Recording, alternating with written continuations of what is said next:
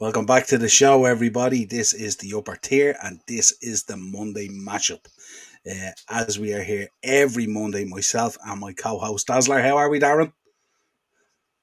I'm all good, brother. I'm all good. Thanks. Excellent. That's what I want to hear. Interesting weekend of action, all the same, hasn't it? When you say action, you can only be talking about VAR. There's no point talking about football when you say the word action, pal, because we've taken the action out of it. Yeah. Be prepared, everybody. Definitely. Tonight it's going to get messy. Because I have just about had enough of VAR up to my 38 double motherfucking Ds. It's over tonight, lads. I've had enough of this bullshit. Right? Morris, hit me with the fucking Mason Mount call, will you? Come on. Oh, hang on. Morris might be a bit slower. Morris might be a bit slower with that one this week. Hang on. Messi or Messi? Ted says Messi or Messi. I was about to say that. Messi not in a Ballon d'Or type of way, yeah? Absolutely not in a Ballon d'Or type of way. This is an absolute shit show kind of way. Not our show's a shit show. VAR is a shit show, and how it's being fucking used is a shit show. Right. Well, deep breath, Darren. Deep breath. Okay. Well, you've introduced it. Would you like to go down through the results first and have a look at the table, and then we can...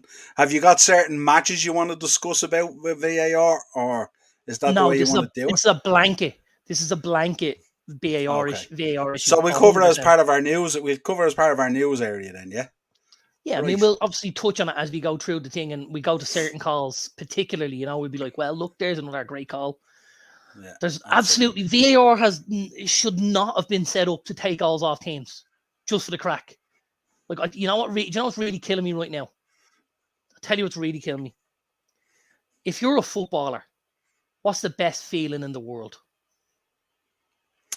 I suppose winning, I suppose, but I suppose it depends on your position. For a defender and a goalkeeper, it could be a clean sheet. For a striker, it's obviously scoring a goal. Scoring a goal. The best feeling in, it doesn't matter who you are. Like, even if you're a keeper, you want to put one in the top bins. Let's be honest, right? And the best feeling in the world has been taken away from us. People scoring goals now can't celebrate for fear. Oh, hang on, I look at the screen. Oh, God. Oh, no, Johnny in row 14 farted. They might take it off us for that one. Stop it. And fucking stop it some more, will you, please? Like, this is Del boy, what's the crack, lads? This is mind-boggling stuff. Like, it really is. Really, really is. Jesus Christ. Good to have you on board tonight, Del boy. Bit of crack. We got a great response, Del boy, actually, to your bingo last week. Got some interesting comments after the fact and stuff like that. It was absolutely hilarious. While we see now here, Ted back in the comments, booting some lads' legs off, but not getting a card is always a good feeling. We must see if we can get the Bal Griffin into maybe sponsor one of our evenings or something like that, and we could give out a few free bingo cards. Be a good crack, wouldn't it? Can you imagine? Can't see it happening though, could you? I've won money on the Bal Griffin bingo before. So here's the question: did Del boy pick up a few bob last week? He didn't tell us how he finished in the end. He didn't tell us a whole lot. He didn't. We played it here in the house one night. Me, Rosanna, Sarah, friend of Rosanna's who works for Rosanna in the creche, and our boyfriend Dylan. Dylan's the first choice keeper at Malahide in the senior section. Serious goalkeeper, was at Cambridge when he was younger, and he came back. He only came back for Sarah, basically. Like, that's all. If it wasn't for Sarah, he'd have still been there. He just came home because he loves her so much.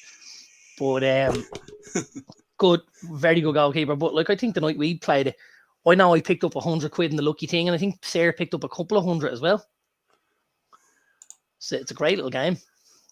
Yes, that's like I won nothing. I'll go again this Thursday. Absolutely, yeah. Why not? I reckon this guy isn't going to play bingo. Is he going talent spotting? Is he looking for an album with a few bob or something like that? Is he? It's on Zoom. You play from the gaff.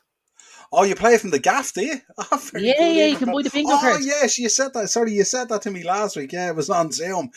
Yeah, absolutely, yeah. I know a girl who went to Portugal recently, and she went with her daughter and her mother and her auntie, and one of them wasn't very well. So when they were going, they bought the bingo cards for over there. So they sat out on the deck one night, had the laptop on the table, played a bit of Zoom bingo with a couple of mojitos and a bit of takeaway pizza, whatever, in the sun, and enjoyed themselves. There you go. Yeah, I don't know whether shouting house online on Zoom has the same effect as if you're in the hall, does it? 500 lids is 500 lids. When you put Yeah, their I hand up, suppose. that's it. They revolute it to you True. the next day. Job done. It's great. Happy days, happy days. Right, let's get in and review the Premier League action from the weekend. Sure to create some debate. Let's start off. One that you called, I think, when we went through it on Thursday night. Brentford 2, Brighton nil. Yeah, I thought Ivan Brentford had Toney. managed to do it. Yeah, Tony with a brace. The first goal was a cracker, wasn't a little back flick Oh, into the far corner. yeah, and I think his manager did a great job from after the game in the interview and just said, listen, if you're naming an England squad and this guy's not in it, there's something wrong. He gives you that something else that maybe other guys don't bring. I think he's a great option for England if the likes of Kane is injured or anything like that. You know, he's got great energy. He's a good finisher. He links the play quite well. And with even better players around him, and that's not a snide on the guys at Brentford because we know he plays with lots of good footballers. But with a lot of guys, you know, in that England squad, he could really get the best out of them. And them could get the best out of him. The other thing I called about that game, and I don't know if you remember or not, I did mention I thought Brighton would start to free fall like a stone. And they've had one draw and 2 defeats since the Zerbi took over. This could be a big problem for Brighton. What do you think? What put your finger on it? What do you think is generating it, or what's causing it? Has he changed up something? Is it just the Potter effect exit the building, or what do you think it is? Absolutely. Again, listen, who's the star of the show at Brighton? You can't necessarily put your finger on one of them and go, oh, it's him. Oh, it's him. There's lots of nice players. There's lots of players. But it was absolutely Graham Potter. It's the Liverpool argument I have regularly with you. You know, my issue wouldn't be Mo Salah leaving. It wouldn't be Sadio Mane. It wouldn't be anyone leaving. My issue, if I was a Liverpool fan, would be when Jurgen Klopp leaves, free fall. I just don't think you'll be anything like what you are right now. Yeah, and the only reason I say that is I've seen it firsthand. Don't forget. Yeah. You know, when you lose an Alex Ferguson, it's very easy to happen. Yeah. But once Klopp goes, we'll have Pep Linders, that great man. Training is our transfer window. Window. Doesn't always work, you know. Yeah, don't mind doesn't me. I'm always just work. being a little bit. No, listen. If I thought if it was gonna be anything like what you have at the minute, it would be a massive win. But I don't necessarily see it. I don't think. I like Pep. I've read a few little stories about Pep, and he seems a great lad. But being a 1 and being a 2, they're 2 massively different things. You know, they really, really are. Yeah. Well, we'll probably say this Wednesday night he gets to be a 1, doesn't he? Probably. Because our friend got a red card. So. Well, I think he'll be doing the Jose Mourinho where he's sitting outside watching the TV in the van. Yeah. Pep Linders with the AirPods in. With the AirPods in. Yeah. What do you want me to do? You want me to change Animal Lallana? He plays for Brighton now, pal. All right, Grant. Yeah. Absolutely. Saturday, 12:30. Leicester versus Crystal Palace 0-0. This is one I was kind of shocked at. I didn't expect this at all to be a 0-0. No, I didn't either. Because they're 2 teams that at times can struggle to keep clean sheets. Now, obviously, Palace are a much better side than Leicester are at the minute for me. And we've seen them starting to pick up these points after the very, very difficult opening run of games that they had, you know. I think Vieira's doing a great job there. I think, lots of very, very good footballers in the team. And I think as a game itself, it was quite a poor game. You know, it was quite poor. I think even the number of shots on target was way down, wasn't it? And anything that Guaita had to do was, I think me or you could have done it. There was nothing in it, to be honest with you. Yeah, one of the things I was going to bring up in the news section, but I may as well bring it up now. Post game, Brendan Rodgers walked out on his interview. Yes, that's right. Someone made the point, I think, about his salary or something like that. Yeah, he was questioned over his salary. That's right. Yeah. Yeah, but he was also, I think it was questioned, it was framed in such a way that Leicester would get rid of him, but they can't afford to get rid of him or something like that. That's where the angle was coming from on it, I think. It's not really the kind of thing that journal was there for, was it? No, I wouldn't have thought so. and it's in very bad taste, if I'm honest. Now, like, we're two lads that like a bit of crack, and we quite regularly say things that we feel might annoy people and get their goat up. But we do it in a sort of a jovial way. I think that's somebody forgetting their role. And, you know, like, Brendan Rodgers is a serious football manager. He really, really is. And he deserves an awful lot more respect than he got in that press conference the other day. I hope Leicester are looking at that individual's credentials, and the next time he comes knocking at the door, he'll be shown it or turned away from it. You know what I mean? You've seen it happen before. Ferguson banned BBC for a long time, you know, get them out. He said, we're not having these guys in here. So, and you've seen it, plenty of press conferences where managers have gone, you know what, I'm not here for this, so jog on. Yeah, it's an interesting one as well, because it kind of, not only does it paint Rodgers in a poor light, but it also paints the club in a poor light. You know what I mean? So it's, Of course, like, it does. it was a kind of a double-edged sword question, really. Like, you know, so although he was the one who bared the brunt of it and had to walk out, but you should never have to answer questions like that, especially about your own private employment contract. Absolutely. But yeah, a lot of frustration there at Leicester at the moment. Let's move on. Fulham 2, Bournemouth 2. Yeah, I think we called this one, didn't we? Yeah, this was one we had pinned as a draw. I had pinned Leicester and Palace as a draw as well. Yeah, I actually think I went 2-2 in this game. You got scoreline spot on. Yeah, just because I thought, and when I went in to have a bet on Saturday afternoon, I always take my phone in and I look at where they are in the table. I look at how they are at home and away, and then I look at their recent record and stuff like that. That's the 6th game unbeaten for Bournemouth under Gary O'Neill. 2 wins and 4 draws. They're really putting their best foot forward from. I will be shocked if he doesn't get the job full time. I really, really will be. Now, I know there's other names being bandied about, but I mean, if a guy's in there and he's getting a tune out of the fiddle, why would you change it? You know what I mean? I think Fulham did well to come back into the game. Obviously, having Mitrovic back was a big plus for them. I think Fulham are just going to tick along for most of the season and pick up points here and there. I think Fulham are going to be safe. I don't necessarily see Bournemouth as that. I think Bournemouth will still find it very, very tough when that maybe new manager bounce wears off, and when the message is a little bit different, you know, or I think they could struggle, because I think in the squad there's a bit of ability, but I don't think there's enough depth. I think, you know, with a couple of injuries late on in the season, it could really hurt them.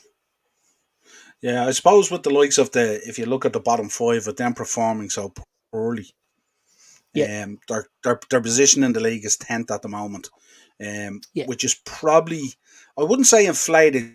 I was reading a stat today. I think they're the only team in the league at the moment that's undefeated since that 9-0 thrashing Liverpool gave them, which is quite a turnaround, really, when you think about it. So there is a little bit of form going there. They're doing really, really well and stuff like that. So I wouldn't say their position in the league flatters them, but there's a lot of quality underneath them there as well that just has sort of stuttered a little bit, that will find their form and go on a bit of a run. Exactly. Hats off to them being up there. Yeah, absolutely. Wolves 1, Nottingham Forest 0. I wonder, are Wolves, would they be buoyed by the news that Nuno might be going back in there? I think it was such a big win for them. I've seen so many names mentioned with that job, actually. It's a bit scary. I know Nuno is the big talk, but I saw the boy Beale, who's actually in charge of QPR. I think it's Michael Beale, I think. He's been heavily linked with the Wolves job. But listen, I think Nuno would be a great choice to go back in there, if I'm honest. I really, really do. Yeah. I think it fits really well where, you know, his expectations and where the club expectations meet very well. I think obviously he had a good couple of years at them, and, you know, when Spurs come knocking, it's very difficult to say no. With the squad Spurs have and with the money available, no, it's not Ian Beale, you swine. Thanks, Ted. Ted's on the ball. I seen Ted. I was chatting to Ted on Saturday night. Actually, we went out. Right. We went out to see the Halloween movie, and I didn't realise, and I'd said it in the WhatsApp group. And Greg and Ted They were heading to see it in the same cinema, in the same screen and all. So we got to chat down in Arklow and all. It was good crack. Lovely. Bit of crack with the boys. Yeah, but pretty good. Of fun, yeah. It was good laugh chatting to them and stuff like that. So yeah, so there you go. So I got to see the boys. It's not often we meet up. So we're gonna have to do it soon for the old Christmas night out now. Yeah, absolutely. But yeah, big win from Wolves. When I saw the team again, I was in having me bet. I don't like to bet till after 2:00 till the teams are announced. You know that I'm a bit weird. And when I saw the teams with Costa and Podence and Traore, I went, oh, I said that's different. You know, Podence obviously he's not the kind of the speedster that Traore is. Traore's bringing the speed down one side, Podence a little more of a footballer down the other side, jinking in and out. You got Costa very direct. Now, obviously, the goal came from a penalty, but I think Wolves, if they can solidify at the back a little bit, I think Wolves will do enough to tick along. You know, I think the likes of Traore will score. He won't get loads. We know that because the end product's never been there. But he'll get 5 or 6 in the season. Neto, Podence, Costa. If they all chip in with 5 or 6 here along the way and they can keep things tight at the back, they'll win games 1-0 and 2-1. And that'll be enough to keep Wolves up, I think. But I don't think it'll be an easy season for them. And I think they definitely need to have another look at that squad and probably revisit the managerial thing in the summer, depending on who they put in the meantime, you know? Yeah. What you make of Forest? In trouble? Yeah, Forest are struggling, and if I'm honest, the thing I'm struggling with most with Forest is Cooper. Need to get a main man up front. Yeah, absolutely. Ted, couldn't agree with you anymore. I think Costa and Jimenez will dovetail where one will do all right and the other one won't, and vice versa, and then the boy Chan and stuff. Because I mean, if you look at that midfield with Núñez, with Moutinho, and with Neves, like it's up there with a lot of the midfields in the league. Like it really, really is. You know, the boy Saz, an unbelievable goalkeeper. A couple of the lads at the back are very good. Our own boy Nathan Collins, there's a boy Max Kilman. The fullbacks are reasonable as well, you know. So there's a lot going on. It is just that higher end of the pitch where they don't seem to be able to create enough chances or take enough chances. But I think they'll be all right. I think they're miserly enough at the back that they'll be okay, you know. Forest, my big problem with Forest at the minute is Cooper. I have to be honest. Big fan of his last season. They did a great job. He seems to be making an awful lot of mistakes for me. And when I say mistakes, like there's an awful lot of chopping and changing. And I don't see how you can get any sort of a rhythm. Like week to week, he can make 4 to 5 changes. And I'm just thinking, that's a lot. There's so few teams that can make that many changes and still look like some sort of a cohesive unit. You know what I mean? I think I understand that, like, when they don't pick up a result, he has to react and say, I'm trying to do this, I'm trying to do that.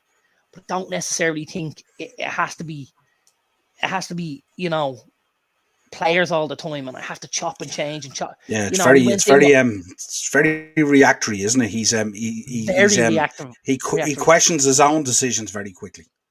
Yes, and he's gonna sniff himself out in front of the players is the problem. Like he had the boy Williams who wasn't doing a bad job at right back. He played Serge Aurier there. They got thumped. He whipped him straight back out. And you're going, hold on. The boy Williams, first of all, now thinks he's been lollipopped. Then you give Aurier a spin. He has one bad game. He gets pulled out.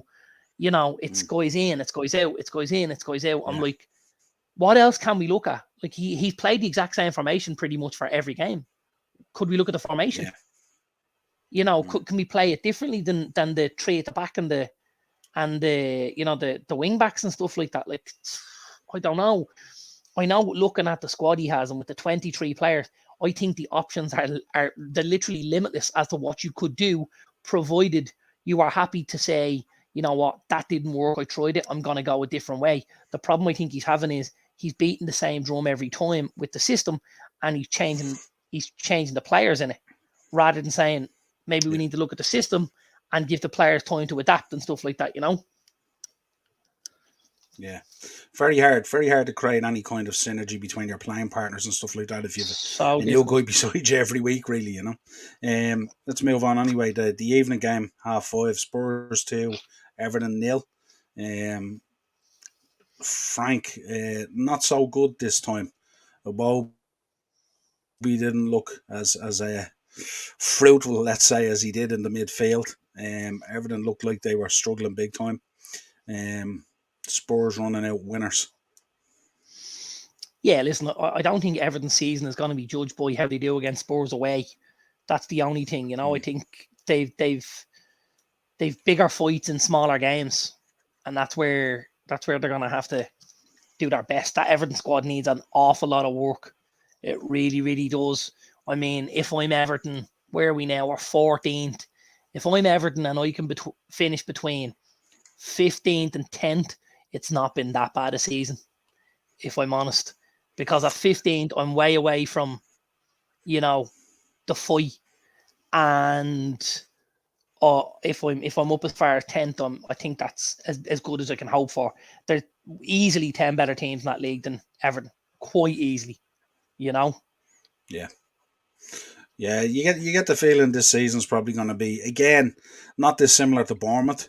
I think their position in the league table at the moment is quite inflated compared to what's below them. If I compare Everton, say, to Wolves, or I compare Everton, say, to, well, you can compare them to I got to even be honest. Leeds. Well, I got to be honest. Leeds are a much better team than Everton are. Much better team. Palace are way better. Villa probably should be, shouldn't they? When you think about it. Absolutely, personnel wise, man for man, are a much better team than Everton. Absolutely. Yeah. I see Everton with Leicester, with Southampton. That's where I would see them. So you're taking another relegation battle this year. Well, I think it'll be. I think it's going to be very, very tough for them. Again, I think if they finish 15th, I think they'd see that as a win. That would mean that there was 5 below them, 3 gone down, and 2 to prop them up. I think that's a massive win for them. Yeah, because you think they're in 14th there after a period of somewhat steadying the ship. Yes. Which and you take, if but you look at Bournemouth, how much better can it get?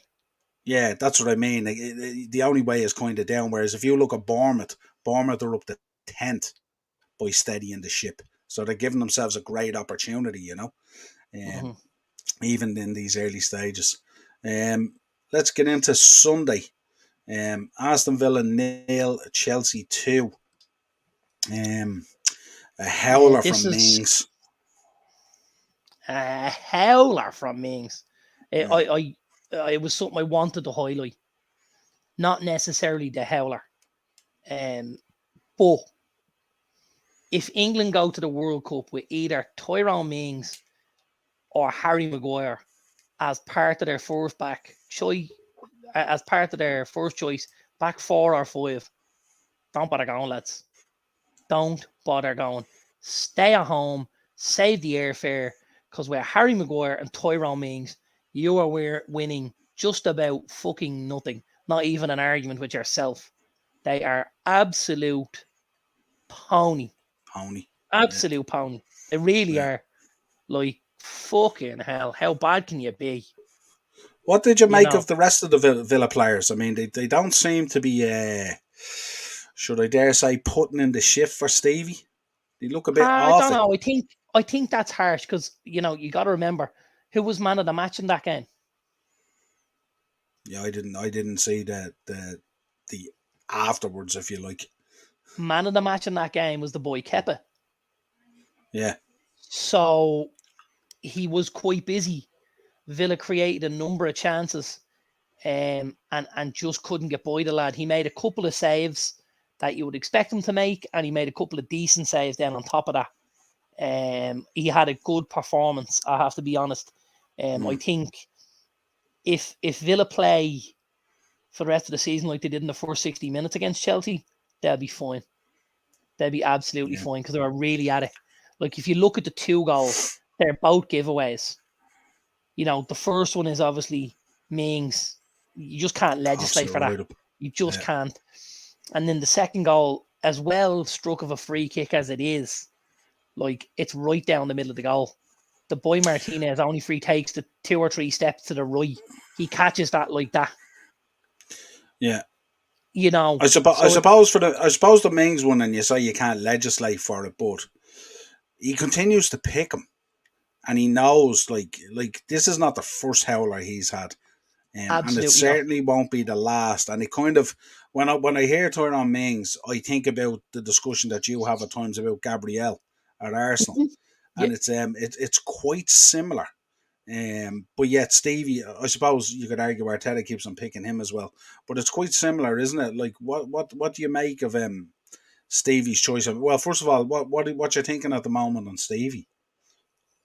Um, I suppose, like, and I read obviously a story today where apparently Aston Villa are trying to entice Maurizio Pochettino back to the league. That would be extremely ambitious. However, um, I think they'll give Stevie a little more time, if I'm honest. Um, I'm not really sure. In terms of they feel they owe it, or in terms of you feel they can't find anyone yet. No, I think there's a couple of issues. I think the first issue is he's been a little bit unlucky with the squad. Mm, Like, he signed his two biggest signings in the summer, other than making the Coutinho deal permanent, were the boy Boubacar Kamara, he did his ACL, yeah, and the boy Diego Carlos, and he did his cruciate. yeah, And you're like, right down the spine of the team. He bought a centre mm, back to take Mings out of the side, and and lost him. he bought it. He lost him, and he bought one of the premier, young footballers, young midfielders in Europe, in the boy Kamara, who was highly sought after. Brought him in as well, and the two boys were gone within 8 games. Like, that's so difficult. That's so Yeah, unfortunate. You got mm, a plan, and all of a sudden you're back at the start, and you're going, I'm looking at Tyrone Mings again.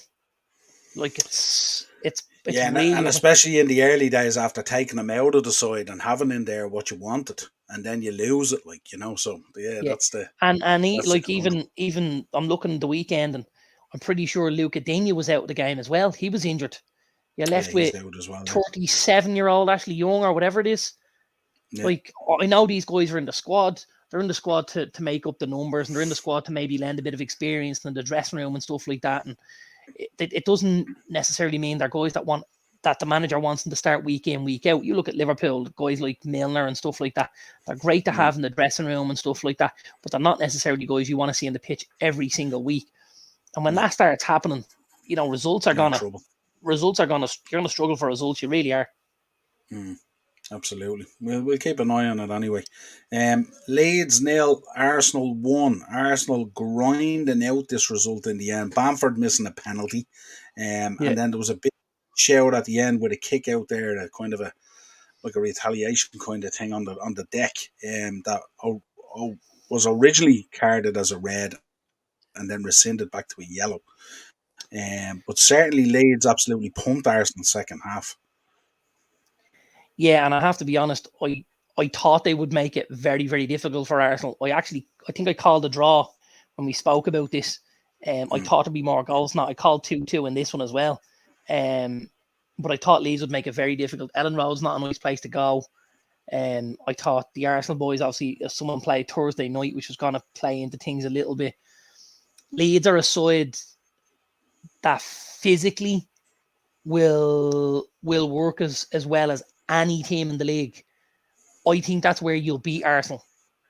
I think having quality is one thing, but I think when you come up against Arsenal, you need to outwork them as your platform and as your base. And I think certain teams can do that. I think West Ham can do that. I think, Leeds can do that. I think Brighton and Newcastle can do that. Again, the way the teams are made up and the way they play the game, I don't think it necessarily sits as well. If you look at Spurs, Spurs aren't a team of workhorses. Arsenal swept them aside because they outworked them. Do you know what I mean? And I did yeah, think this would be tough for Arsenal. I got to say, I think they got the decision correct regarding Gabriel. I don't necessarily think it was a red, but I just think it's one more situation that he doesn't need to get himself into. And it's back to that decision making process. And he's just really bad at making decisions. And this is why I still can't believe he gets a look in, week out. And it's making Arsenal look rockier than they are. I think if they went in with the boy White, and Saliba and Tomiyasu and Zinchenko, I think they could be very, very good. I think offensively with Tomiyasu and Zinchenko, they'd be better. And I think defensively in their heart of that centre-back pair, and they'd be much more solid, But at the minute, Arteta doesn't seem to be... he doesn't seem to be wavering in his belief in Gabriel. No, not at the moment. Big up, Daz. Good to have you on board tonight. Big up, Niall, and your guest. How are you both doing today? We're doing good, Daz. Niall and his guest. That's a good one, Darren. I'll give you a laugh. I was doing the fantasy football show with Morris. You probably haven't had a chance to watch it yet. Released today at 10 or 12 or something like that. But I was doing it last night, and Morris's intro on the fantasy football show was "Welcome to your own channel." It was so funny when he brought me onto the show. It's just hilarious. It was weird doing a football show on the upper tier where I was the guest. It was weird, Yes. but it was funny. But we had a good laugh about it. And we had a good show. But yeah, big up, Daz. Happy Daz after last night. Or after yesterday, I would imagine Daz, huge win for us, and we'll be talking about it. Don't worry. Ted, think you're mad to have taken Haaland out of your team on that, Niall. Nah, there's a plan there, Ted. Don't worry about that. There's a plan. I had to load up the team on top of the league at the moment, so can't be going in. Darren, I didn't get your advice on it, but I 3 City players and 3 Arsenal players in my side, so I had to do a little bit of jiggering around, as they say, and move a few guys in and out and stuff like that. So, right, we might have to discuss that off camera now, because that wasn't the plan. So we'll have a chat about that later, pal. Don't worry. Absolutely. This one shocked me. This 0-0 United versus Newcastle. I couldn't believe 0-0. I mean, you would have put your house on it nearly that to be goals in this game. I know you called it on the preview. You said you thought it would be tight, I think, if I can remember rightly, but not this tight. No, and I don't necessarily think the scoreline gives a fair reflection of the game. It's a game we controlled for long parts. We had the possession, we had the kind of clear cut opportunities, is what you'd call them. I mean, you've obviously we scored 2 and they're both disallowed, and then towards the end of the game, you're looking at Fred and Rashford and the 2 opportunities they have to win the game very, very late on. If you can't take one of them chances, you don't deserve to win the game. Basically, that's where I would see it. Now, obviously, it's great that we're looking a little more solid, and this is something I mentioned a few weeks ago. We struggled so much to keep clean sheets. I think that's about our 4th this season in 9 games. If you can pull off another 1 in your next game, maybe, or you're up nearly at 50% in clean sheets, plus obviously the ones that we've had outside of the league. We couldn't do that last year. We could not keep clean sheets. David De Gea was having to be man of the match week in, week out. At the minute, the only thing we're talking about David De Gea is the fact he just played his 500 game. Massive congratulations to him on that one. And that he's obviously angling for a new deal now. But other than that, we haven't mentioned him. He hasn't been our go-to guy this season because we've kept it so much tighter. Obviously, Varane and Martinez have made a huge difference in the back 4 there. And Dalot and Shaw or Malacia, whoever plays, again, they've looked really, really good. Maybe not as much going forward as we'd like them to look, but I think defensively they've been excellent, I have to say. Yeah, I think Shaw's nailed down his position again somewhat, hasn't he? By the looks of things, he's been playing well. Yeah. He's a little bit more experienced than the boy Malacia, and we saw this happen with Shaw when the boy Alex Telles came in.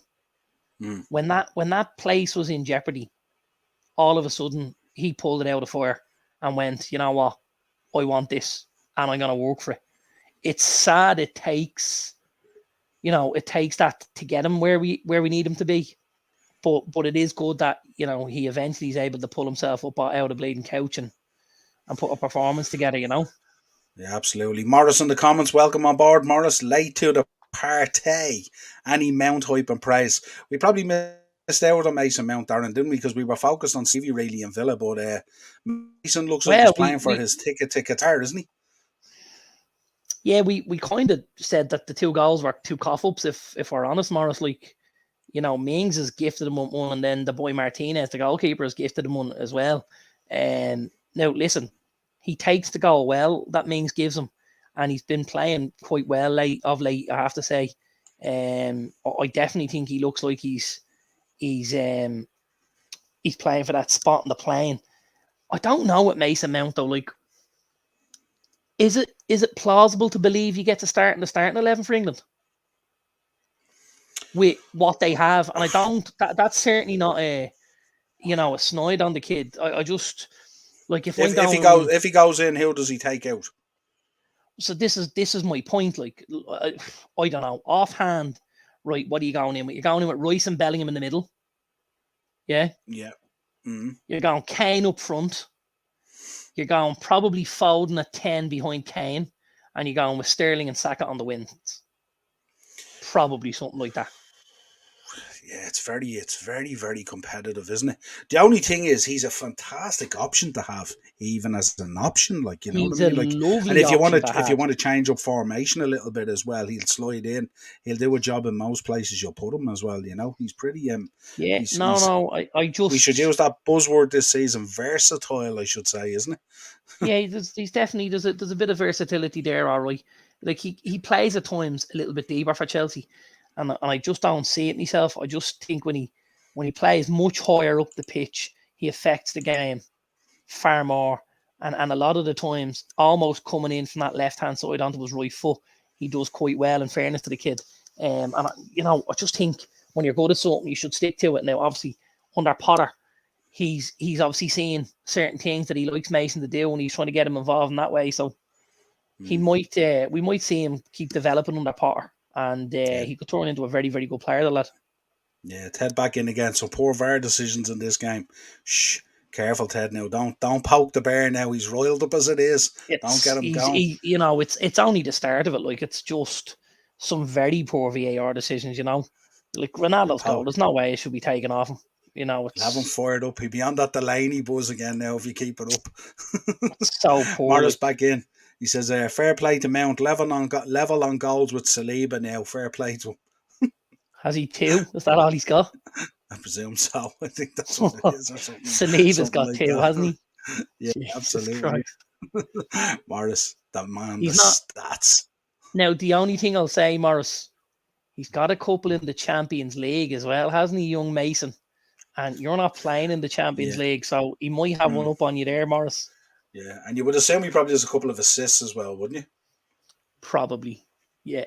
Yeah, I think so. I think that's fair to say. I would have thought so. It's not in front of me, but I would assume so. Let's move on then. Southampton 1, West Ham 1. Yeah, it's a good result for Southampton. It's typically the games they do well in. Those ones at home, and they just managed to nick it, They weren't able to hold on at the back and get that clean sheet, which would have won them the game. West Ham came into it and were very unlucky. I watched some of the highlights of this, and I got to say, every time I look at West Ham, 2 things are glaringly obvious. Number 1, Declan Rice is an absolute baller. And I know like people are going to be like, they played Southampton and drew 1-1. How much of a baller can he be? Just watch the kid. Don't judge him on West Ham's results. Don't judge him on where they are on the table. Just watch the guy play football. He's fucking outrageous. He really is. And the other thing that stands out, and I've really, really enjoyed this, is the boy Scamacca looks like he is the real deal. Last couple of weeks. Should we say it looks like he belongs in people's fantasy football team? He sure does. He sure does. He's been excellent. He really has. The only thing that shocked me so far is he's only managed to pick up 1 goal at a time. He hasn't managed to get a brace or a hat-trick yet, but it's coming. It is coming, because I got to be honest with you. Some of his touches, some of his hold-up play, some of the little drop, the way he drops off to receive the ball and takes the ball with his back to go, little swivels. It's just beautiful. It's just beautiful. I'm going to go out on a limb because I do this quite regularly. I did say my big shout last year, was it last year or the year before, was that Graham Potter would end up as Arsenal manager. Do you remember that one? Yeah. That was my big shout. Now, he actually kind of went even above where Arsenal were at that stage, because Arsenal weren't even in that kind of contention they're in now. So he's gone above that. He's gone to, Chelsea, who were a top 4 side last year and stuff like that. Here's my next one. The boy Scamacca can't last any more than 18 months at West Ham if he keeps playing the way he is. No way. So, he ends up somewhere massive. He's a super footballer. I would give, I wonder would West Ham like Ronaldo, and we could take the boy Scamacca. That'd suit me down to the ground, if I'm honest with you. I wouldn't say West Ham ponying up the money somehow. It'd certainly be us ponying up there. We could, I'll tell you what we could do.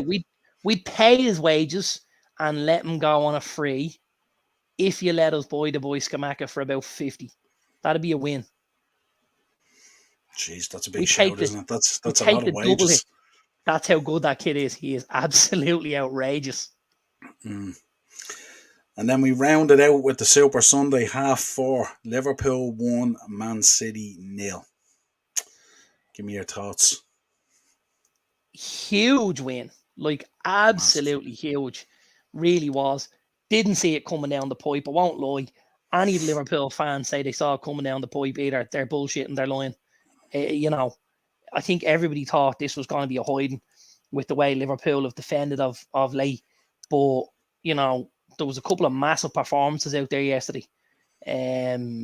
Virgil decided to remember he was a centre-back and that he wasn't bad. And if he put a shift in, he could do something. He had a great game. The boy Joe Gomez was excellent. I looked at Joe Gomez yesterday and I just thought, like, here's me options. Mings, Maguire, Gomez. Like, it's a no-brainer, right? That's a no-brainer. It really is. He was excellent. I thought Milner did really, really well at right back. Like, so well. I thought Jota had a great game. Maybe not offensively, but I thought his work rate was phenomenal. I thought Alisson had a good game. I thought Salah did well. Like, I think all 13 players or whatever that took to the pitch, they all really showed up. Oh, I will just say, and I've got it, and I was kind of interested to hear Marky's thoughts on this. I think you were very lucky to finish with 10 men. Or, sorry, not to finish with 10 men. I really do. Is it the Thiago one where he left the ground? Absolutely. Yeah. Like, that's really, really close to the wind, if I'm honest. I really thought. I seen it and I went, whoa. And I looked back at me live score because I saw this later. And I was like, did he not get red for that? I was like, whoa. Did he not get a red for that? It was very, very, it must have been close in the referee's mind. Yeah. It had to have been. When you seen it, what was your first thought? Well, my first thought was my heart stopped. And I go, here we go. I said, once you leave the ground, you know what I mean? Once you leave the ground, you're potentially in trouble. Morris had said it to me most of the week. Mainly after the Rangers performance, he turned around to me and he said, I think you could do it against City. And I have to say, I thought might be able to get a draw. That's what I had potentially in the preview. But then I was thinking when Kanate came out and Milner was coming in and the changes that were being made, I was very, very concerned. And I have to put my hands up. On this day, I was wrong about Milner. He was absolutely outstanding, turned back the clock. And actually, do you know what else I forgot? Yeah. I forgot my pre-game shout of he'll start Harvey Elliott and have a good game. Yeah, I meant to message on it yesterday when I seen it that he'd go in and he'd do well. When we were going through the formation, when we were talking about the formation and the players, yeah. Ted is in the comments again. The other thing, sorry, I know you're going to go to Ted now. The other thing I've got to say, and again, I watched this back because I didn't see any of it live. And I watched it back, I was like, I saw two different instances and I thought, Liverpool are going to score here.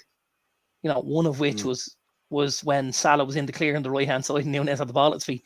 And then I thought, my God, he must have missed a sitter. No, he didn't miss a sitter. The ball never made it to him. I was like, oh my God, did he really do that? And he did something similar a couple of minutes later with the boy Carvalho for the cutback. He tried to put it to Trent at the back stick, and you're going, my God, what are you doing here? He didn't endear himself to the fans, I don't think. What did you make of the approach yesterday in terms of, I mean, we've been searching for weeks now as to how you stop this great City side and how you stop Haaland and stuff like that. I was quite confused in the first, say, 10, 15 minutes in terms of, I wasn't quite sure what way we were playing or what formation we were set up for. Just lads were all over the pitch. Everyone was fighting for the ball. There was a massive amount of energy. But I was struggling to figure out the shape. It was kind of like a 4-2-3-1, went to a 4-4-2. It was like as if he went out there and the team was trying to find itself. But thank God, I mean, we weren't conceding early and we didn't get set upon too quick either. City looked very laid back in their approach in the first 15 minutes. They weren't the users where they go for the juggler type of thing. I gotta say, I thought Pep made a couple of big boo-boos here. Yeah. And we've spoken about this in relation to the Champions League over recent years. You know, when they've obviously got beaten and knocked out a couple of times when they had games at their mercy and they overthought things, and he went in with sides that they, you know, it was 2 years ago he went in with a completely different formation against Leon and he got beaten and stuff like that. And you're going, what happened here? You know, why have you done this? It's mental to do that. City were way off where they had been, you know, and I think there was a slightly different approach from City and it didn't work. I think maybe he saw there was going to be changes in the Liverpool team and he tried to be too smart. And rather than finding you guys out, he found himself out, if that makes sense, you know? Yeah. And there's been a tidal wave, if you look between at the end of the game and today, there's been a tidal wave of kind of excuses and all sorts of stuff and everything to be looked at. And, you know, and it's very unusual for them. Pep seemed very unnerved at the end of it and stuff like that. Yeah, and listen, it's, you know, it is, as we said, it is the big rivalry at the minute. You know, City and Liverpool. You know, you're the two best clubs in the league, and you have been for the last number of years. And this, it got to the level yesterday. It was Arsenal Man United yesterday. You know, it was Ferguson versus Wenger. That's the way it matched up. You know, it was very fierce. It was very feisty. You know, I wouldn't be shocked if there was a bit went on in the tunnel before, during, and after. You know, Klopp obviously got his marching orders. There's the coin throwing. There's Pep going at the fans. There's the VAR decisions. Like, there was everything in this game. There really was. I just don't like the fact that after the game, we're not discussing the game. We're discussing VAR and how it was used. And this is another one of the reasons, you know, I mentioned it when we started earlier on, the decisions and stuff like that. And I need to clarify what I mean here, just because some people will obviously think, oh, he's a United fan. He's going to talk about VAR when he's talking about City and blah, blah. I 110% think Haaland fells Fabinho. 110%. Yeah. It's a free all day for me. I don't think, and you know, my brother-in-law's a Liverpool fan. I spoke to him earlier on. He didn't think Haaland's was a foul, but he thought it was a foul on the keeper. I felt the complete opposite. I thought Haaland had fouled Fabinho, and I thought there was no foul on Alisson because I don't believe he's gathered the ball completely and brought it in. You know what I mean? And we saw it two different ways. Now, that's two sets of eyes watching the exact same game of football. And, you know, like, we both played the game for long enough that, and it wasn't that he wasn't saying, you know, I think it should have been given, or it wasn't. It wasn't that. It was just that we seen that decision very, very differently. And that brings us back to what we talked about a few weeks ago, where we need a consensus rather than one person. Yeah, well, they looked at it. They looked at it today. They looked at it today, actually. A couple of referees or something like that. And I was reading, and they said if they hadn't have given the Fabinho foul, they would have given the Alisson foul anyway. So it would have been either or. believe it or not. And they came to a consensus on, I think there was 2 or 3 of them. I was listening to it today, and they said they would have given a foul on either.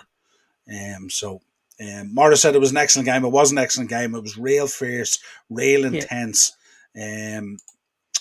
Morris said, "Don't see a foul on the keeper at all either." No. I would have been the same. Funny enough, when I seen it first, I thought the foul was going to be called on the keeper, but when they went back, I assumed that they were going back for the Fabinho one, and I wasn't sure what way they were going to call it and stuff like that. So, but again, I get it. Maybe for Alisson, he wasn't in total control of the ball and stuff like that. Jared in the comments tonight, how are you, Jared? Good to have you on board. City got bullied and bottled it in a massive game. City Anfield record is abysmal, 3 victories. Yeah, absolutely. The Anfield effect. I mean, that 12th man, I spoke about it with Morris last night on the show as well, the fantasy show. That 12th man at Anfield is just, it's something to behold, really, in these big games as well. Absolutely. And I'd say City with the build up to it and stuff like that, thought they were going to coast into town, put a few boys and get out of there with the 3 points. And very quickly they realised they were in a battle, you know. Absolutely, they were. And you know, like when you go out into a game like that, you need to lay the foundations for victory, and the foundations for victory were laid with the work rate and with you know how you guys, you know, worked from the first whistle and really got in City's faces. And as Gerard says there, you know, I wouldn't use the word bullied, but I certainly use, you know, hassled and harried. City didn't have time on the ball. They didn't have time to take the touches they like to take and play the little 1-2s and to open the game up the way they did. We'd allowed them time like that at the Etihad a few weeks ago, and they tore us apart. You guys didn't. You hustled them, you harried them, you know, and you got in their faces, and you did it very, very well, to your credit. You know, the other thing I was going to say, and again, it's not that I don't want to harp on, but like again, you see the goal being scored. You see Foden scored a goal.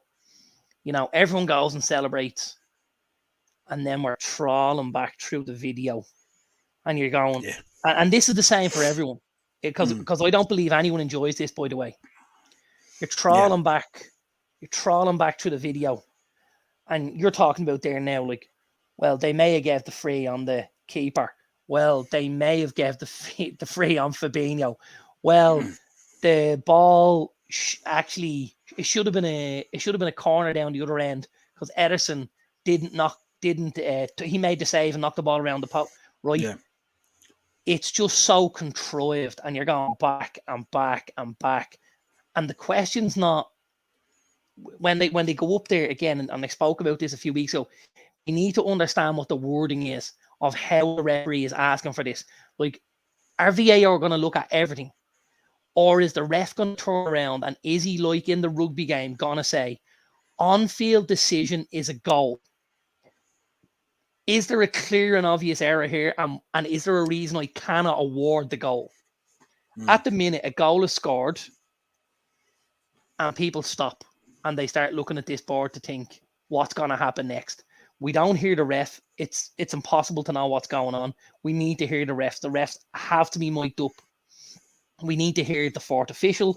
We need to hear the VAR referee so he can explain his decision and say, okay, well, I hear, because again, at one point, you don't know what the free has been given for.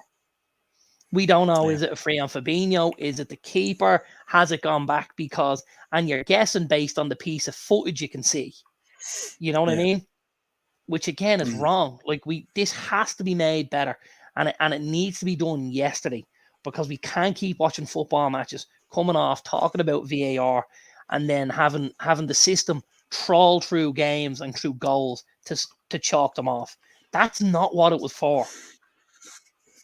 Yeah, I think I seen it. I seen it in the Leeds game. I don't know if you've seen the footage from the Leeds game when the penalty was given, the Bamford one, the first one. Like the ref went over to view it on the screen, and he must have viewed it 6 times.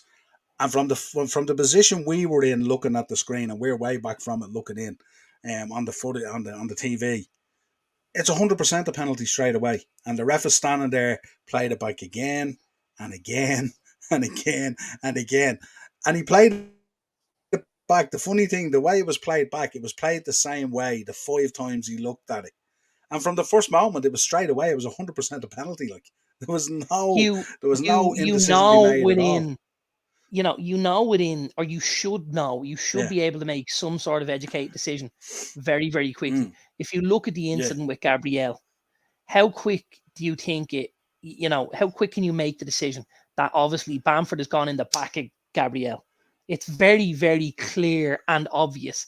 And apparently, what we were going to work off was what was clear and obvious, but that's not happening anymore. Jared looks fired up for these midweek fixtures. We better get into them. He's looking forward to them, obviously. Right, so let's begin. Tuesday, Brighton versus Nottingham Forest. This is going to be an absolutely Brighton, awful game of football.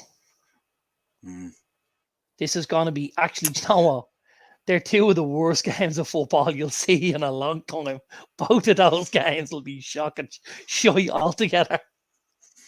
You don't expect Palace and Wolves to be decent, no? Not really. I expect Palace to win. I don't think I think Wolves scoring days are behind them at the minute. I don't expect they'll get too many. I think Palace will win this. And I think Brighton will win it, but only because of the home teams and only because Forest and Wolves, tend to leave the floodgates open quite a bit.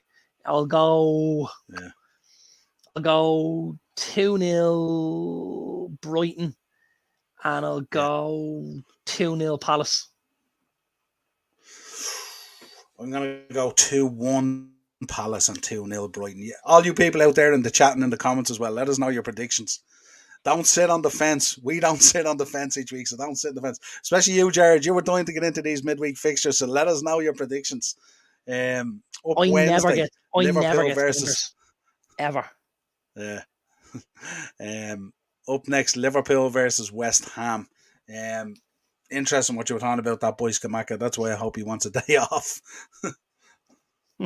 Ted is agreeing with me.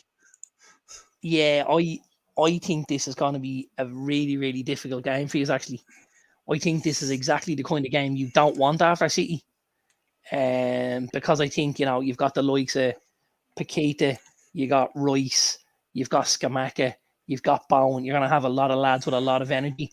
And I feel like maybe yours could be absolutely sapped after the weekend. And I think the frailty that we thought we would see against City, we may end up seeing against West Ham. And I think this could be very, very difficult. I'm going to go with 2-2 draw here.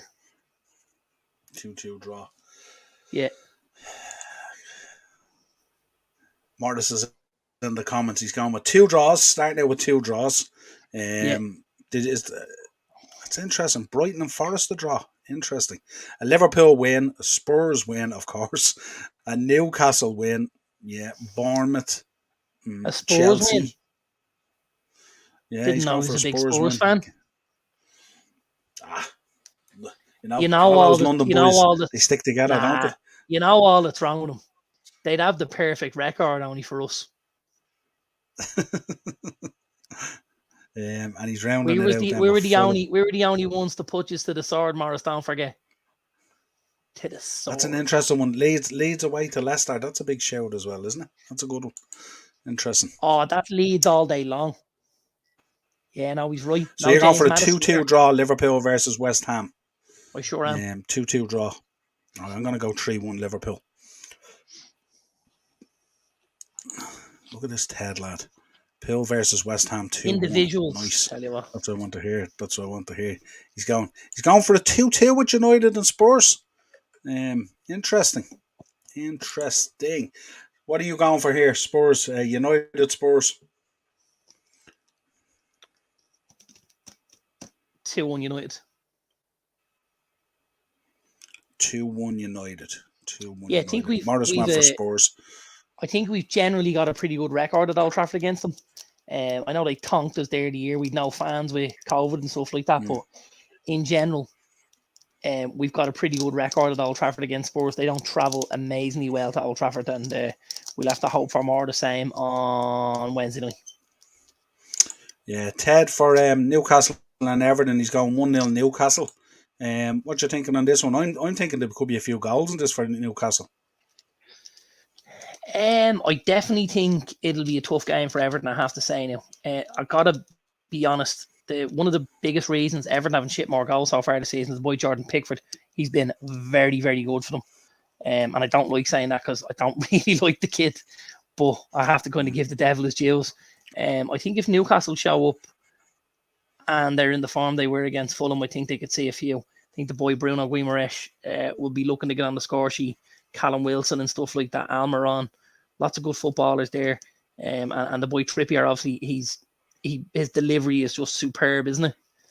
So I suppose Newcastle are really, really missing this boy Alexander, aren't they? Alexander Isak. Like they pay 63 million for this kid, and he's only been able to play, just less than 90 minutes so far for them. Now he scored a couple of goals, which is great, but they need to get this kid in the pitch.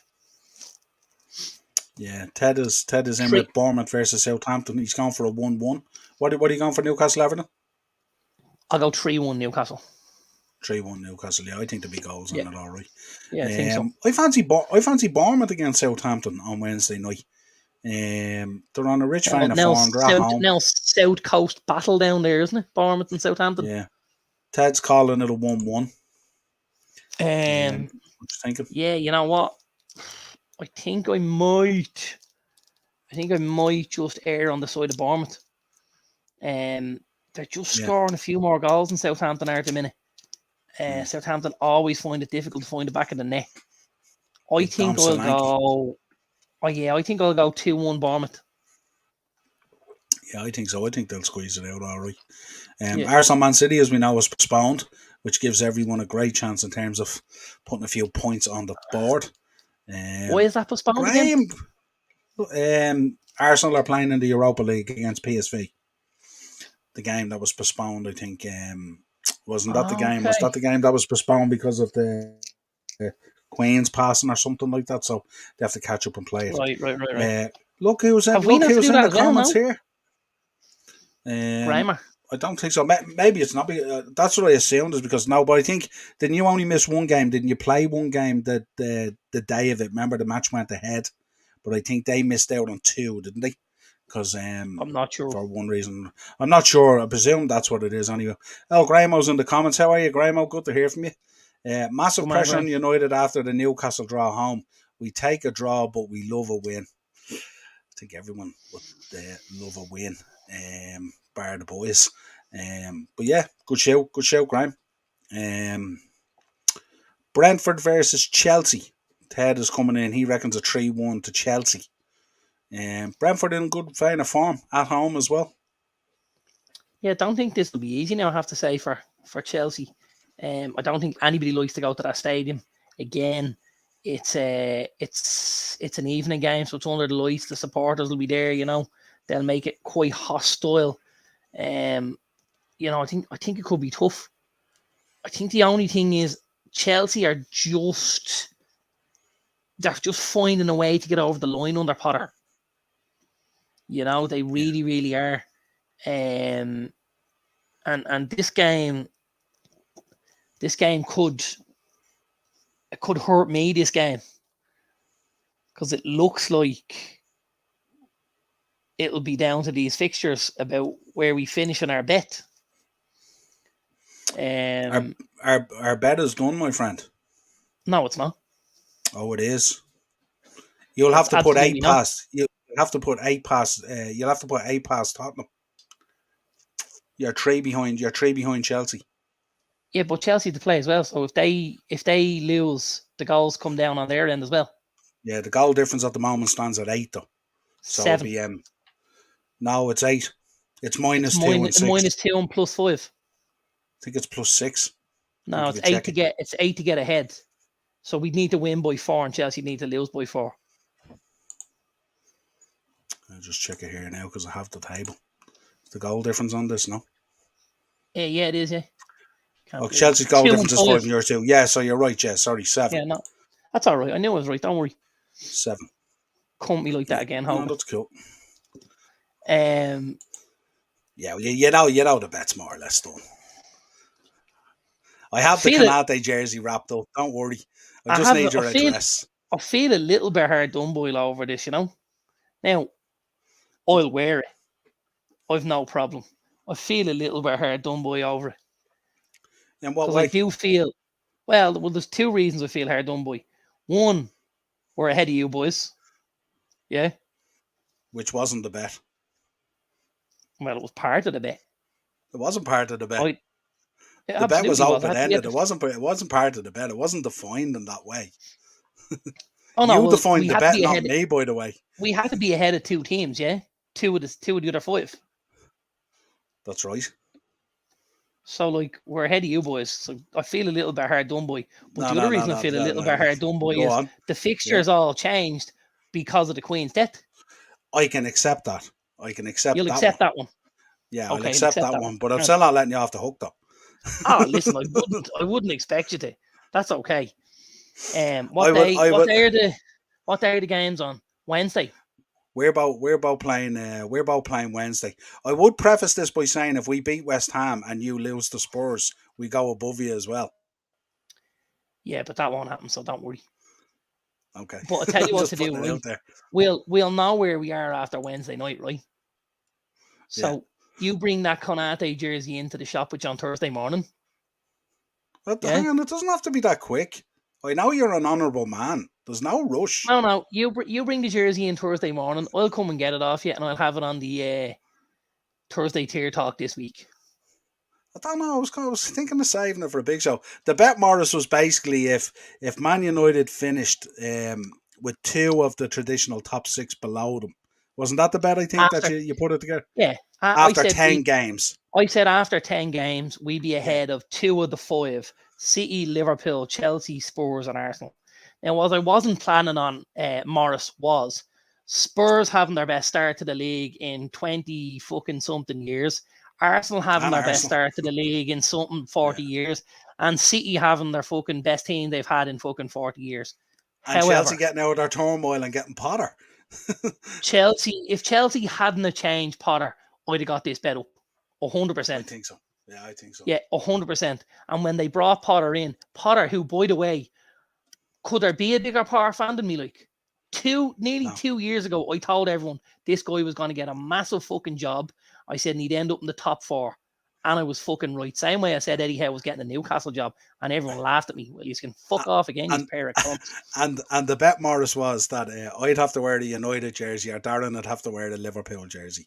That was the bet. So I have a lovely yellow and red Konate jersey. It looked lovely on him. I might send a little red bushy wig as well and a little sort of red nose. You can dress up like Ronald McDonald. Red. I'm gonna look like bleeding Big Bird in a yellow jersey, man. Have you not got that other greeny colour one now? I have the green one behind me there with Trent on it, but I presume you would have wanted to wear the Konate one because you're a Konate fan. I am a Konate fan, but I don't know whether the yellow will suit me or not. Which one is bigger? Do you know what I'll do? I won't do you bad. They're all the same size. I'm quite consistent in my size. Do you know what I'll do? I won't do you bad. Do you know what I have? I think I have a purple one there from a few seasons ago with Salah on the back. Would that do? No, thanks. No. I'll take the green one with Trent on it. The green one with Trent. I don't mind the green one with Trent. Now, I do have to preface this by saying as well that when you get the jersey, you have to stand up and hold up the jersey, and Andrew has to take a picture because I need that for the thumbnail. Because that's going to be the thumbnail for the show as well. I'm going to come and get it off you on Thursday morning. Oh, so I can take the picture then. Brilliant. Excellent. You can take a picture with me in the shop holding this thing up like some sort of a bleeding special needs kid. No, kind of to the side. Kind of to the side. You know, like the way they do it when they're signed. Great. And that's the way I wanted you. With Trent on the back. I'll turn it around. I'll do both sides and all. Jared back in the comments. Ten Hag is going to be in attending the Europa League game, Arsenal versus PSV on Thursday to watch Gakpo. Absolutely, what a baller he is! Absolutely. You don't need to watch Gakpo. If anyone needs to watch Gakpo at this stage, it's too late. This kid's a fucking smashing baller. He absolutely roasted the chestnuts off Belgium a couple of weeks ago in the internationals. He came on with 25 minutes to go, and he was outrageous, like absolutely outrageous. He's got 10 goals and like 8 assists already this season. He's a baller. 25 million. Sign that kid up. It's going to be quite a test for Arsenal on Thursday, let's say. Morris, our best start in Premier League history, which is mad. Yeah, absolutely. Ted back in the comments. What happens if Darren does happen to win? If Darren does happen to win, I'm sure he'll probably bring me in a classic Cantona jersey. No. Oh no. If Darren does happen to win, Like as you say, that, and then I will be featured on the thumbnail.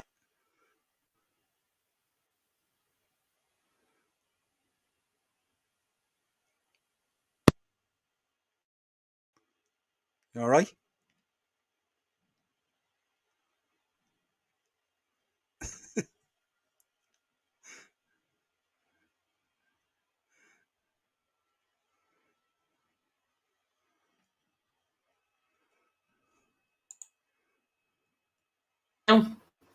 Yeah, you there? Yeah. Yeah, I'm here. Sorry, the battery on my earphones obviously went.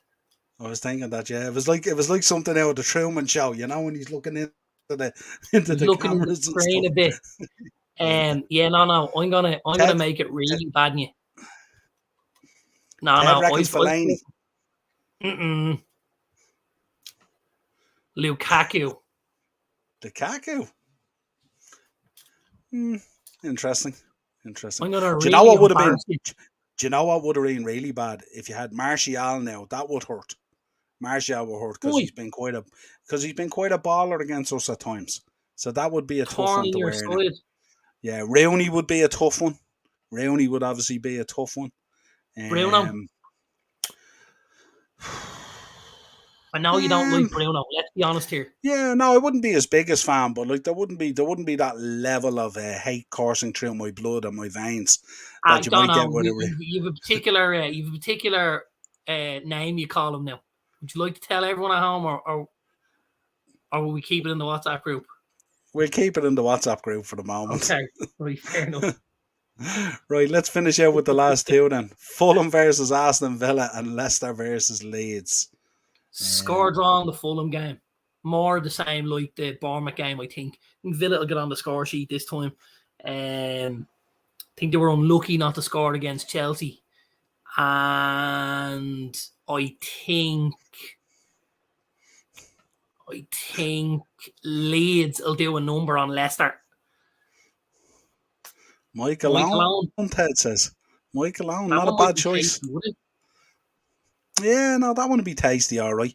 Ted reckons Fulham 2-1 against Villa. I think Fulham are going to do Villa. I have a similar feeling there, Ted, yeah.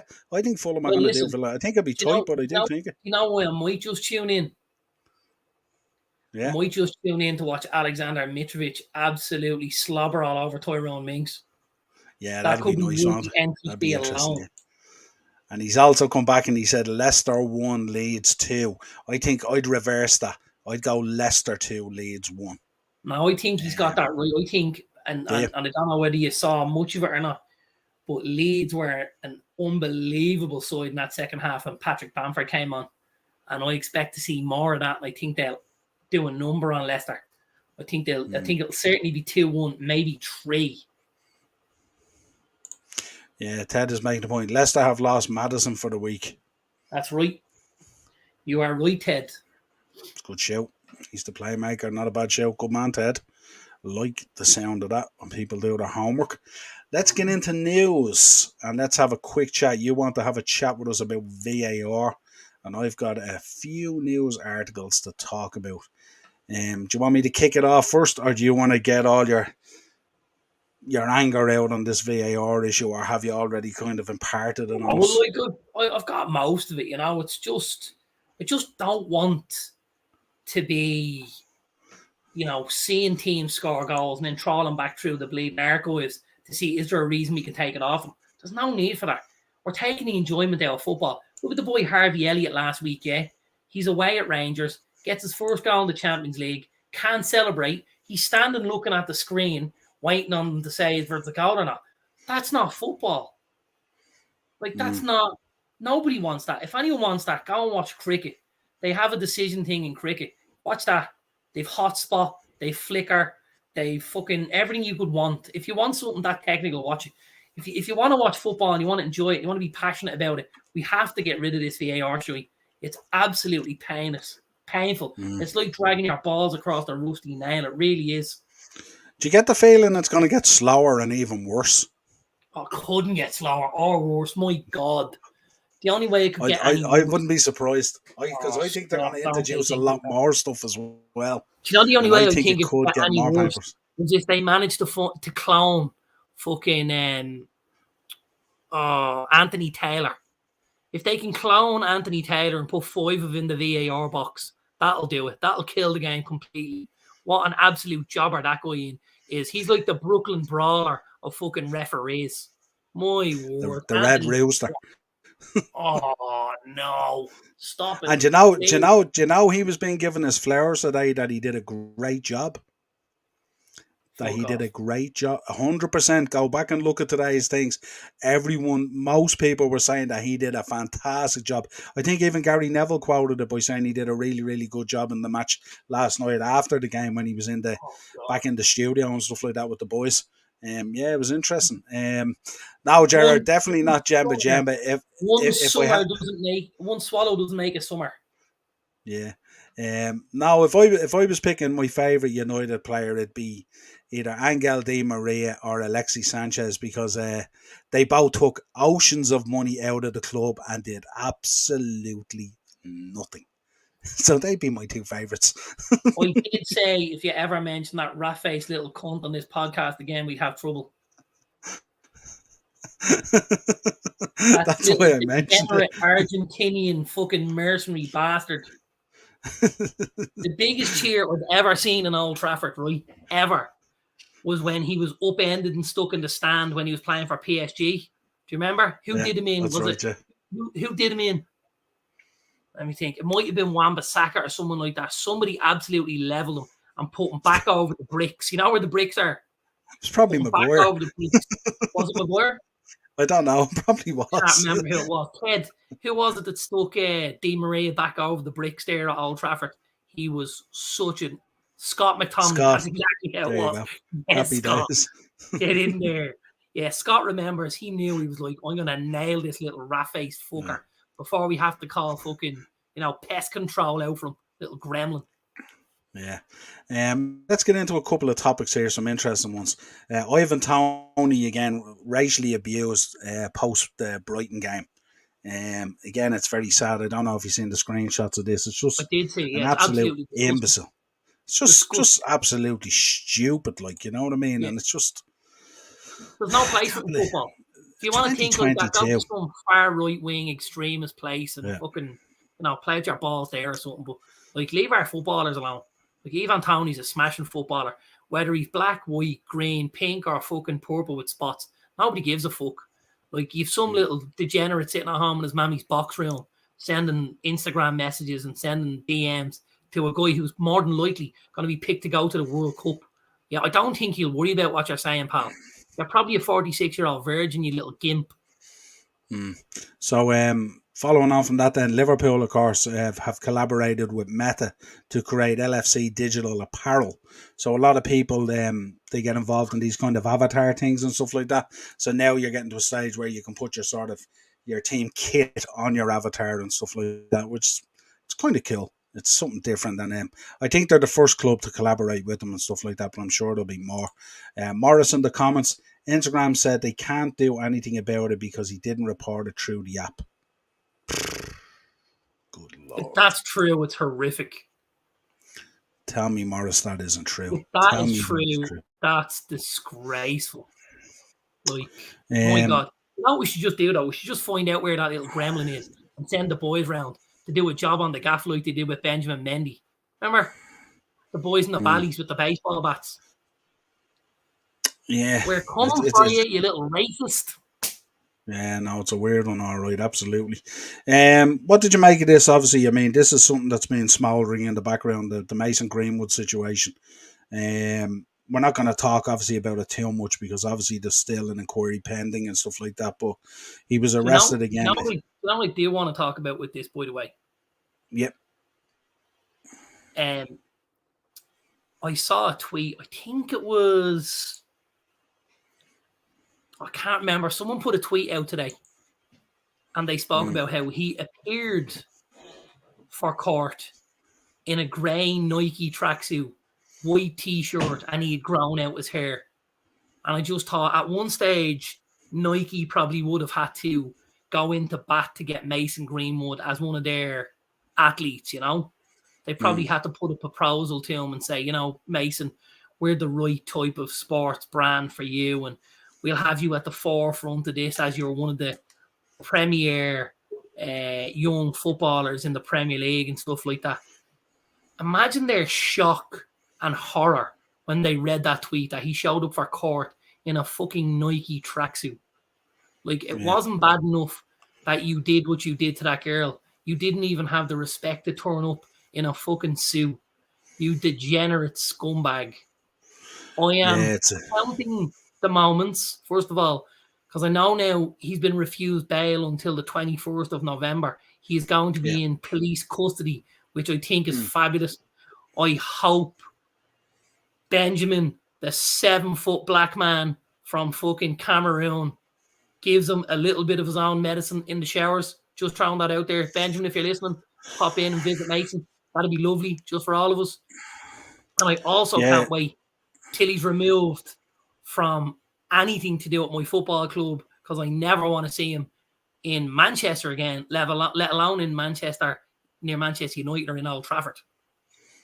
Yeah, it's I suppose the sad thing about it, apart from everything that's gone on and the victim and stuff like that and everything and all, and how open it was and how out there it was put and stuff like that, but the fact that the lad, his potential was unbelievable, and he was such a tidy, brilliant little footballer as well, you know what I mean? It's just so, it's sad really, you know? Read the comments, Benjamin. Yeah, I know. Yeah. Good Lord. Ted's back in as well. This Greenwood thing is a little weird. Let's see what Ted says. This Greenwood thing is a little weird. The breach of contact was them adding each other on social media, wasn't it? In no way defending him, but that's a strange one. See, this is they're clamping down. This whole social media thing has become real world very, very, very quickly. And that's why it's so surprising when you look at the top one there with Ivan Toney and that lad. These people don't realise social media is now the gospel these days. What you put up there is very, very real and coming back to haunt you if it's something stupid like that you're taking part in, let's say. The other one that really annoyed me yesterday was the Man City fans. They were chanting obviously about the Sun and Hillsborough murders and all this kind of thing. And we learned later on as well that they destroyed a section of a concourse in the stand as well at Anfield as well, with graffiti and all sorts of stuff. What bothered me about this when I seen the video footage was that it was quite a collection of fans. It wasn't a small group that was chanting this stuff at the Liverpool fans at the end of the game and stuff like that. And I understand in a game of that nature when emotions run high and deep and all that kind of stuff, but there's no place for this in football.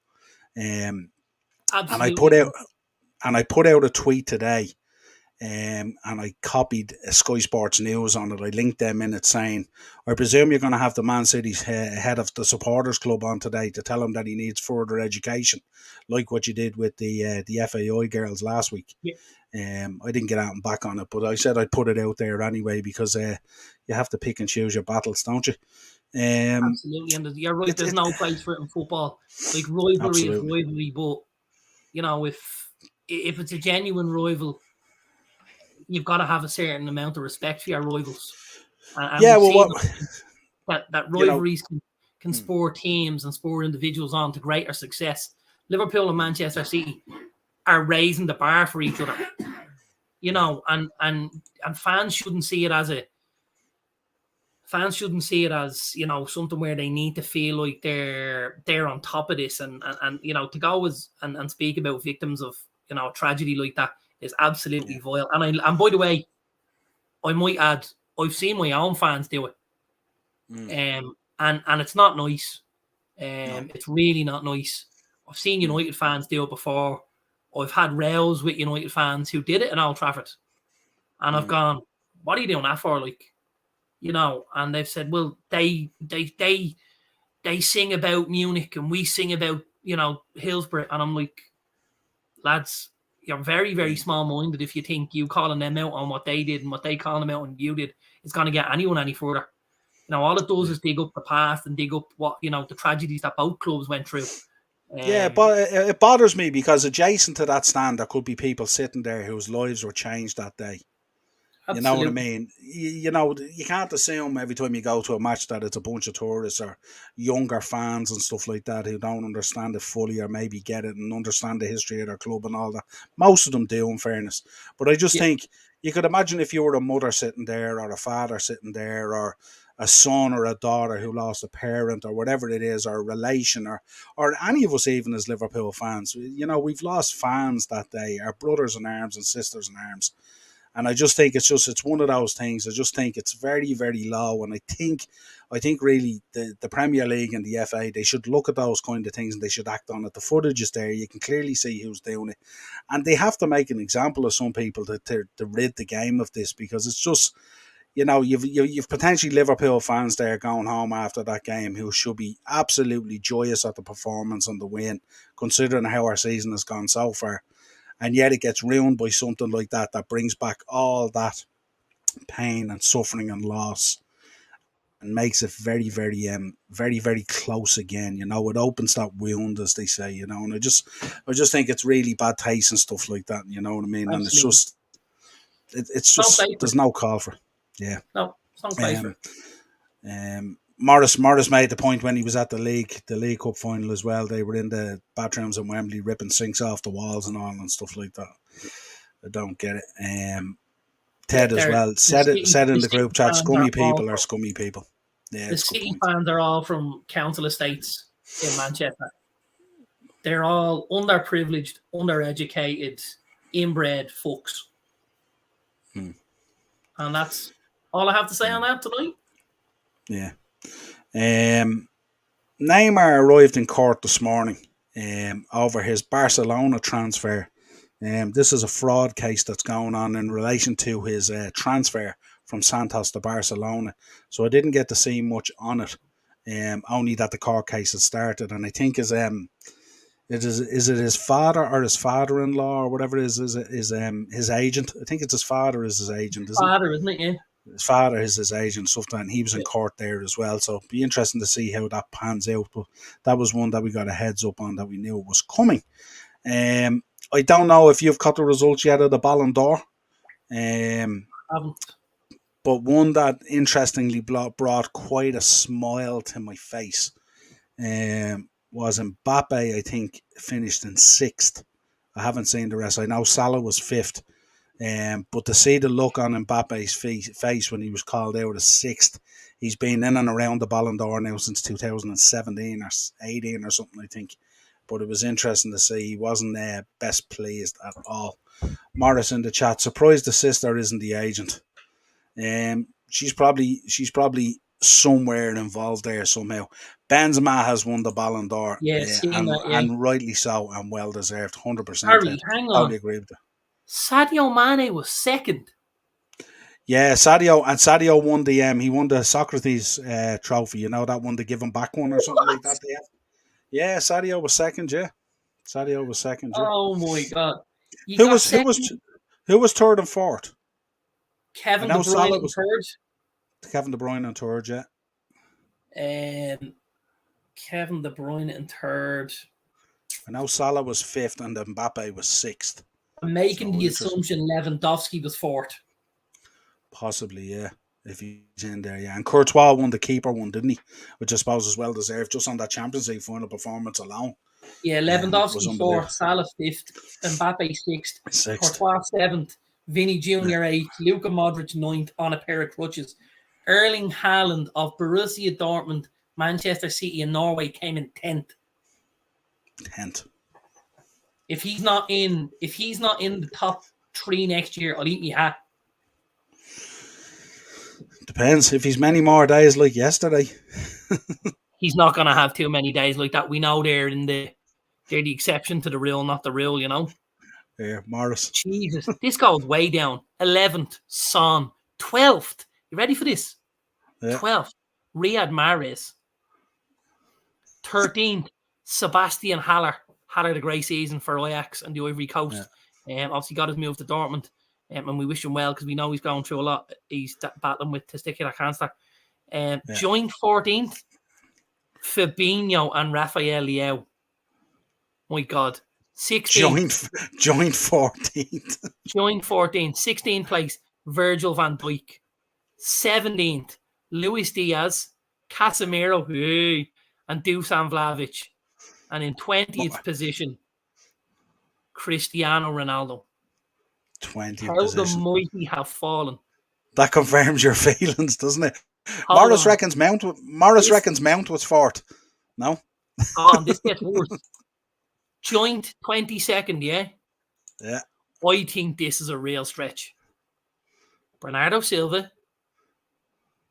Phil Foden, now joint 22nd. And who have they put in with the two City boys? Now, just think of how good a footballer Bernardo Silva is. Just think of how good a footballer Phil Foden is. And they had the neck to put fucking Trent Alexander-Arnold in next to the two boys. Go and ask me fucking Swiss, will you? Jesus. Listen, Thursday you're going to be the biggest Trent fan. What's wrong with you? Oh my God, what is this about? Like, this gets 25th, Darwin Núñez, Christopher Nkunku, João Cancelo, Mike Maignan, Antonio Rudiger, and Joshua Kimmich. Stop, lads. This is how many of these awards do they give out? Do they all get a bit of a plaque here, or what's the story? No, they all get a bit of something, do they? This is where they finished on the list. This is making me feel it's like when FIFA comes out and they give out the FIFA cards to the lads. You know, the big ones in the boxes. I'd say their FIFA rating will be based on where they finished in the Ballon d'Or. If it is Courtois in for a good card this year, thank God. That is crazy. Well, anyway, another week, another Monday mashup, another pleasure sharing the screen with you as always. What we would say to everyone in the chat, when you're exiting, if you could go out there, smash a like on the video, and of course subscribe to the channel and hit that bell notification if you could. We would really, really appreciate it. I will be back tomorrow night with a West Ham preview on the Shankly Sessions. We will be back Thursday for Thursday Tier Talk with that beautiful jersey. I'll just get out of the way. It's there. Can you see it? It's there. Thursday Tier Talk, I will be wearing the Trent Alexander-Arnold jersey. Are you not confident you can overcome that goal difference, no? Imagine if you got it back to 6. Now, don't forget, right? Brentford absolutely pumped Chelsea last year. Remember? Yeah. Our friend Ian Kelly, Dynamo from Dynamo's Dozen, was at the game and they were pumped. Was it 4-1? Yeah, right? That's right. Well, that's -3. After going, they went 1-0 up as well, didn't they? They went 1-0 right, up. So you're taking 3 off that. And then, if United were able to put 3 or 4 past Spurs, we'd be up there. We'd be level. Can you imagine Spurs, you got really close? But not close enough. Like, yeah, that'd make it feel good. If I have to hold this jersey up and wear this jersey on Thursday, I will probably never get over it. This will be worse than the time Cantona scored in that cup final. That'd be terrible. You had that, and the Spice Boys had those white suits on. There's nothing worse than that, let's be honest. Come on. They're cool suits. No, they're absolutely not cool. They aged well. David James looked the business in it, didn't he? The others all looked a little bit weird. Hold that thought. Let me show you what I had on in work today. Yeah? Okay. Everyone wants to see this. Hang on. Yeah. Hang on. So we had... Hang on. Let's go behind there. Right. I had on. You ready? Morris here. Morris reckons that blue jersey will be orange or red come Thursday. I don't know whether he's talking about the bet or whether he's talking about the colour changes. I had the electric blue tights on. Okay. Underneath the black shorts. Okay. So you want to look like a CrossFitter, yeah? And I had the neon yellow runners on with them. That's why I was shocked you didn't want the purple jersey. No. The purple with the orange. Like there was a few looks thrown around the tennis court and out this evening. Let's just say that, yeah? Yeah, Morris is there. That was a great day. I was in Dallas loving life that morning. The Chelsea game. I was in Dallas myself, Morris. I went down to the pool at 1-0 and I came back and it was 4-1. I said, lad, stop. That can't be true. I left for the pool straight away. Morris said, nice green trousers. Solid shoe colour there. and blue trainers. Do you know what? Oh, I tell you, you know, if you were anyway uncomfortable at all, you'd nearly be going for an eye test, wouldn't you, with these lads? So I wore my Well, Glock listen, t-shirt this evening. absolutely. Well, a pleasure as always. It was nice Yeah, being your we'll be guest, back man. Thursday. Yeah, thanks for being my guest. Morris had a good guest on his channel there last night, Really have. or whatever channel. He had me. Oh, fun and games. We will talk about fancy football. Don't worry, I'll send you on the team later anyway, and you can have a little mull over it, as they say. I will. Until next time, folks, a pleasure, and we will catch you on Thursday. Cheers, bud. Thanks, pal.